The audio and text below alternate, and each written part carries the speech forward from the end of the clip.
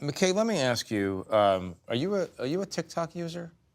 I'm not. I'm 37 years old. I am not a TikTok user, Well, but my daughter is. My daughter is on the verge. She's interested. I haven't let her sign up. I'm thinking of actually joining TikTok tomorrow, just counter opportunistically. Strange, this is going to go through. The politics here are very complicated. Can you unpack that for us, or anybody who wants to volunteer to unpack that in a minute? Because it's very, very, and President-elect Trump's own ideas about this seem to be running into some other ideas in Republican quarters as well. Well, let's just take Trump and the Republican politics of this, because it is really interesting, right? Yeah. On the one hand, you could see a pretty clear conservative case for banning TikTok. And this is why it was a bipartisan issue during the Biden administration. It all has to do with China. Donald Trump in his first term did a lot to reorient American foreign policy around setting up a kind of civilizational clash between America, the West, and China. So, you could see a case for saying we need to crack down on this app for national security reasons. This is owned by a foreign adversary. At the same time, Trump has signaled pretty clearly that he is going to try to undo this ban for reasons that are a little opaque and might have a lot to do with the politics of it. This is going to be a very divisive ban if it goes through. It's already very politically unpopular with young people.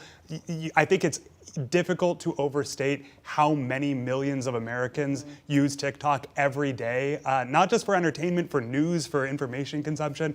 And so taking that away is politically unpopular. And I think on just a kind of basic primal, political instincts level, Trump understands that taking something popular away from voters is bad. And if he can be seen as the one who saved it, he could be rewarded. Particularly after he benefited from it during the campaign. Right, obviously.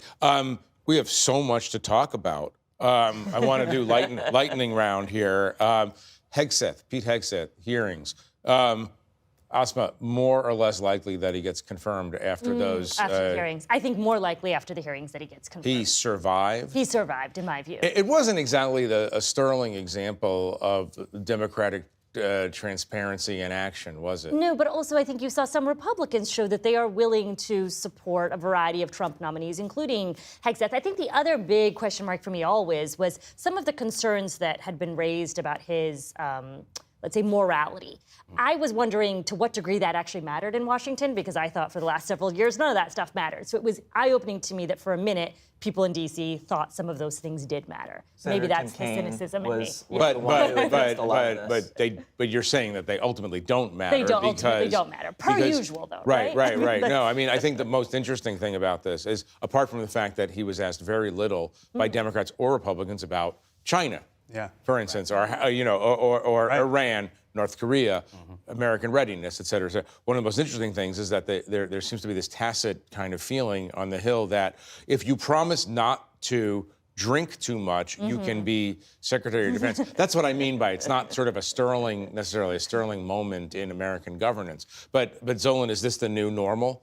It seems like it. I mean, it seems like, the questioning to basically have a viral clip might be sort of the incentive now, rather than some of the questioning we saw, like, hey, do you know all of the countries that are in a very important Asian alliance with the United States as well? Though there's been so much attention on some of the most glaring examples in some of Trump's picks, that one through line that we've seen, at least for most of them, is that they are consistently not as qualified historically as other picks that we've seen. Andrew, Tulsi Gabbard. Yeah. Is she going to make it? Well, I was going to say, actually, this is an example of confirmation hearings really not mattering anymore on Capitol Hill, or at least not as much as they used to. With Tulsi Gabbard, I think this is a case where the confirmation hearing could be determinative in terms of her prospects and her nomination. I've been doing a lot of reporting on this over the last 2 weeks. Republicans in particular are concerned about her views on a key intelligence gathering authority called Section 702 of the Foreign Intelligence Surveillance Act. This is something that civil libertarians, Fourth Amendment proponents try to sort of dismantle on Capitol Hill every time it comes up for reauthorization. Tulsi Gabbard voted against it every time when she was in Congress. She even proposed legislation to get rid of it.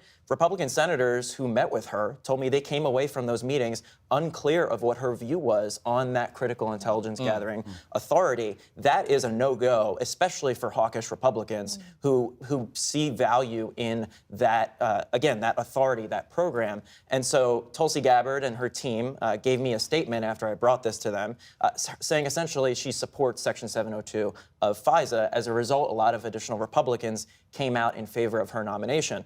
I will say, when she goes before the Senate Intelligence Committee, where it's a 9-8 Republican majority, Susan Collins is on that committee, Todd Young is on that committee.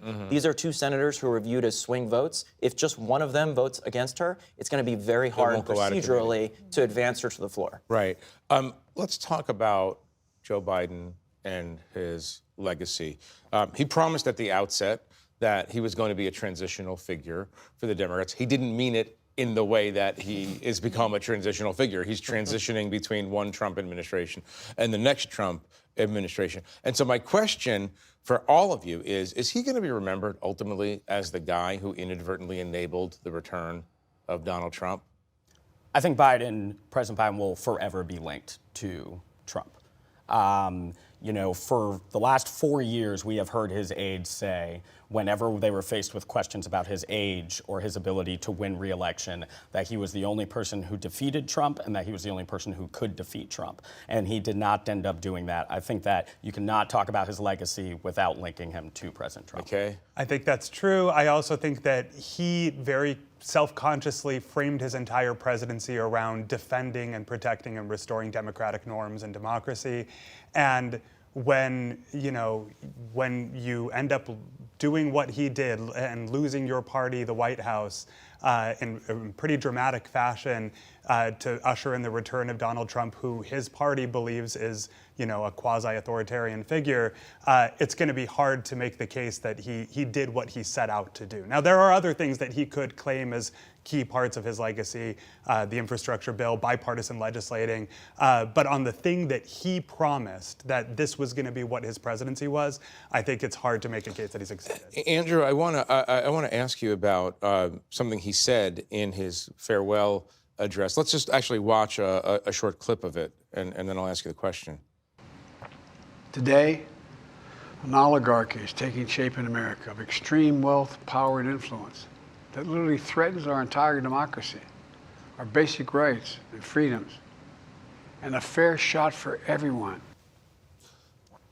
He was supposed to be let me just acknowledge, for fairness' sake, that there are plenty of rich people who could be called oligarchs in Biden's circle, including George Soros, to whom he just gave a Presidential Medal of Freedom. Absolutely. Acknowledging that for fairness' sake. But he's saying, after 4 years of his administration, that America is threatened by oligarchies. That's not a successful administration by his own standard here. Is that fair?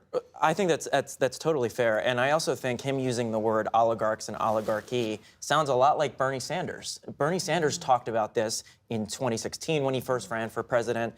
This has been a problem, an issue that progressives have been talking about for a long time. And it was very fascinating to hear him embrace sort of that line of questioning, that theme. But also, as McKay just referenced, he's frustrated that Americans apparently didn't give him enough credit for the bipartisan infrastructure law, for the CHIPS and Science Act, things that he believes, Democrats believe, are really impacting American communities, positively revitalizing parts of the country that really needed it. Republicans, of course, supported all those pieces of legislation. The first 2 years of Biden's presidency, that Congress, the 117th Congress, was historically productive. They passed a number of major landmark bipartisan bills, and there was an obvious frustration on the part of Biden that he feels like that didn't break through to Americans. And Democrats running in contentious Senate races and House races tried to use that to their advantage too, and it fell short. All right. Asma, can you answer the very quick question, why didn't that break through? And then I'll give you the last word on, you've covered Joe Biden so closely. Why didn't the policy stuff break through? Look, I spent like 2 years going out actually specifically looking at this policy stuff in action. I think it is massive investments, whether or not you agree or disagree with the purpose of the investment. It didn't break through because frankly, it hasn't yet been felt in a lot of communities. I think that's fundamentally the issue. Right. Projects take a while. The last question to you is, how will he be remembered by Democrats, at least, not tomorrow necessarily, not Tuesday, but 5 or 10 years from now? I feel that I should wait 5 or 10 years, to be honest, to accurately You just want to be make that invited back. assessment. You just want to be No, invited because back. I think, look, we just saw the funeral of Jimmy Carter. I think Jimmy Carter was remembered at his funeral in a different way than he was in the moment. And so I think it's worthwhile to be cautious before we write the pages of history. That is a very fair point to end on, and I thank you for that point, and I thank all of you for coming. Unfortunately, we do need to leave it there for now. There's a lot to talk about, and we'll be talking about it next week, of course.